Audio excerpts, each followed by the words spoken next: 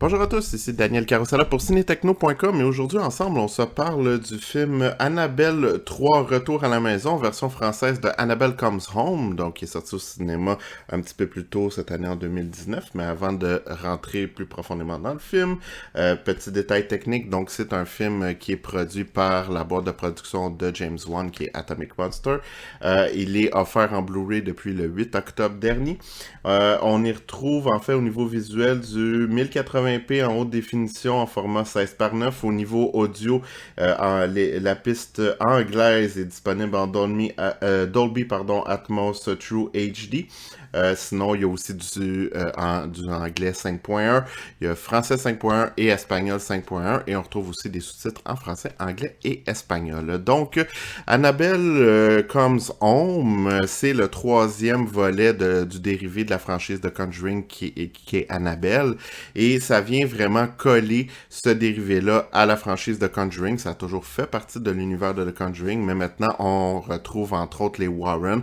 Donc, on voit un peu comment la poupée Annabelle s'est retrouvée dans la maison des Warren. Et d'ailleurs, le film commence exactement comme le premier Conjuring. C'est la même scène que le tout premier Conjuring. Donc, les Warren vont prendre la poupée Annabelle pour l'amener chez eux. Et ils vont se rendre compte à quel point cette poupée-là est maléfique parce qu'elle est, comme vous le savez si vous avez écouté les deux précédents Annabelle, possédée par une entité qui s'appelle The Ram. Donc, cette entité démoniaque-là est très, très, très puissante. Et les Warren en sont pleinement conscients. Donc, ils vont l'amener dans leur espèce de pièce slash musée de l'horreur, donc là où il y a plein d'artefacts démoniaques. Et je dirais, les Warren vont prendre une place au début et à la fin du film, mais dans la majorité du film, on laisse beaucoup plus la place à leur fille Judy, qui a des dons similaires à sa mère, ainsi qu'à deux de ses gardiennes.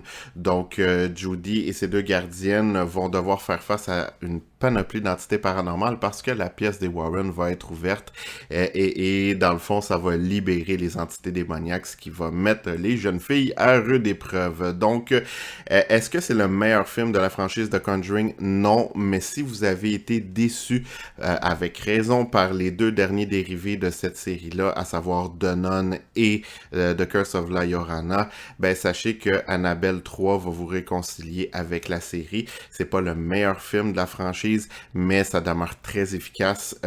On arrive à créer un suspense, une tension à travers tout le film, et ça se rapproche beaucoup plus de l'ambiance qu'il y avait dans les premiers Conjuring, ce qui est beaucoup plus intéressant que ce qu'on a retrouvé dans The Nun et dans The Curse of La Llorona. Et je dirais c'est à égalité avec Annabelle Creation, donc Annabelle 2, en termes de qualité. Et c'est très très plaisant aussi de retrouver l'univers qu'on a connu à travers les Warren, de retrouver leur maison, de retrouver leurs pièces remplies d'artefacts démoniaques. Donc c'est très intéressant de replonger là-dedans et de voir finalement ces deux univers-là se coller ensemble pour n'en créer qu'un et voir un petit peu aussi, ça vient complémenter ce qu'on a vu dans les autres Conjuring. Ceci étant dit, c'est un film qui est prévisible quand même, dans le sens que oui, ça se peut que vous alliez sauter quelques fois, mais c'est pas un film qui fait nécessairement peur. C'est un film où l'ambiance est très tendue et c'est là sa force. Mais c'est pas un film dans lequel vous allez faire de l'insomnie, pas du tout. Mais c'est un film qui demeure efficace. Ceci étant dit, Atomic Monster commence à avoir de la difficulté à nous faire peur dans le sens qu'on voit venir autant les moments où on est censé sursauter que ceux où on va pas sursauter. Donc, c'est un film qui utilise beaucoup de clichés du genre de l'horreur, notamment, on le sait, quand un personnage entend un bruit en dessous de son lit, il devrait pas le regarder, mais dans le film, il va le faire. Donc, c'est rempli un petit peu de clichés comme ça, et ça, c'est dommage. Autant on voit ce qui va faire peur, autant on voit aussi ce qui va pas faire peur, et je dirais là-dessus, il manque un petit peu d'originalité. Mais ça demeure un bon film avec des bons acteurs, une bonne tension qui dure tout le long de l'heure 45 du dure le long métrage. Il y a deux petites choses par contre qui m'ont également déçu. La première, c'est que dans le fond, on plonge pas assez profondément dans ce qu'est l'entité qui possède Annabelle, donc ça demeure très très très en surface. The Ram, moi je le connais parce que je suis allé chercher mes informations ailleurs, mais dans le film on l'explicite pas, et ça je trouve ça dommage. On voit l'entité démoniaque, mais on n'explique aucunement c'est quoi. Sinon, ben le reste aussi demeure très en surface, donc il y a matière à un paquet d'autres dérivés de l'univers de The Conjuring, mais ça demeure très en surface, et d'ailleurs James Wan n'a pas exclu de développer d'autres longs métrages pour développer davantage l'univers de The Conjuring avec les artefacts démoniaques qu'on voit à travers le film, et ça il en fait mention dans un des suppléments. Et d'ailleurs, au niveau des suppléments, on retrouve, on n'en retrouve pas beaucoup, mais il y en a quand même des intéressants. Dans le fond, il y a des scènes supprimées qui viennent complémenter ce qu'on voit dans le film. Il y a aussi un mini-documentaire sur la fameuse pièce remplie d'artefacts démoniaques. Donc ça, c'est probablement le plus intéressant de tous les suppléments du film.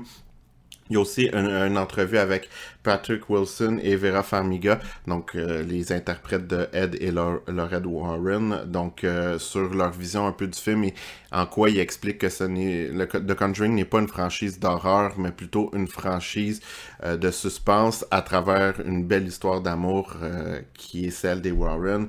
Et sinon, ben vous avez aussi des making-of sur entre autres les différentes créatures que vous voyez dans le film. Donc un film intéressant, un film qui m'a définitivement renoué avec l'univers de The Conjuring.